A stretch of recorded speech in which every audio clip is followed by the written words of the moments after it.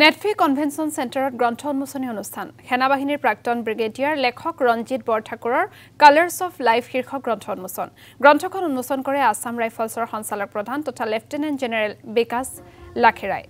সেনাবাহিনীৰ বিভিন্ন ঘটনা পৰিঘটনাৰ আলম লৈ ৰচনা কৰা হৈছে কালাৰ্ছ অফ লাইফ শীৰ্ষক গ্ৰন্থখন গ্ৰন্থ উন্মোচনী অনুষ্ঠানত উপস্থিত থাকে air marshal Ranjan Gogoi IPS Dhruv Hazarika লেখক ময়ূৰ বৰাকে প্ৰমুখ কৰি কেইবাগৰাকীও বিশিষ্ট ব্যক্তি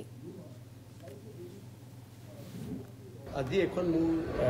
ইংলিছ কিতাপ কালাৰ্ছ অফ লাইফ উন্মোচন কৰা হ'ল উন্মোচন কৰিলে আসাম ৰাইফলৰ ডাইৰেক্টৰ জেনেৰেল লাখেৰা ছাৰ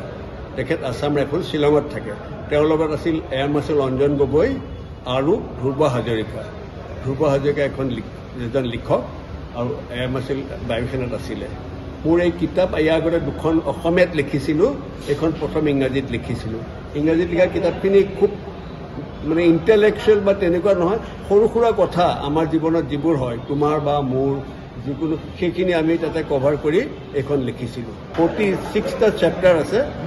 আমাৰ আৰ্মিৰ বিষয়ে চিভিল লাইফৰ বিষয়ে সৰু সৰু কথা মানে মানুহৰ জীৱনৰ কথা মানুহৰ জীৱনৰ সুখ দুখ এনেকুৱা আৰু আৰ্মিৰ কথা অলপ বেলেগ কিয় কাৰণে আৰ্মি মানুহ বেলেগ বেলেগ ঠাইত কাম কৰিবলৈ কেতিয়াবা চিয়াচিন গ্লেচিয়াৰত যাবলৈ কেতিয়াবা যুদ্ধৰ টেৰৰিষ্টৰ এগেইনষ্ট যাবলৈ তেতিয়া এক্সপিৰিয়েঞ্চবোৰ বহুত বেলেগ তেনেকুৱা সময়ত হোৱা সেই এক্সপিৰিয়েঞ্চবোৰ লিখিছোঁ তাৰ লগতে মই থকা মোৰ জেগা মৰিয়নিৰ কথা সৰুকালৰ কথা এনেকুৱা কিছুমান লিখি কৰিছোঁ তেনেকৈ কিতাপখন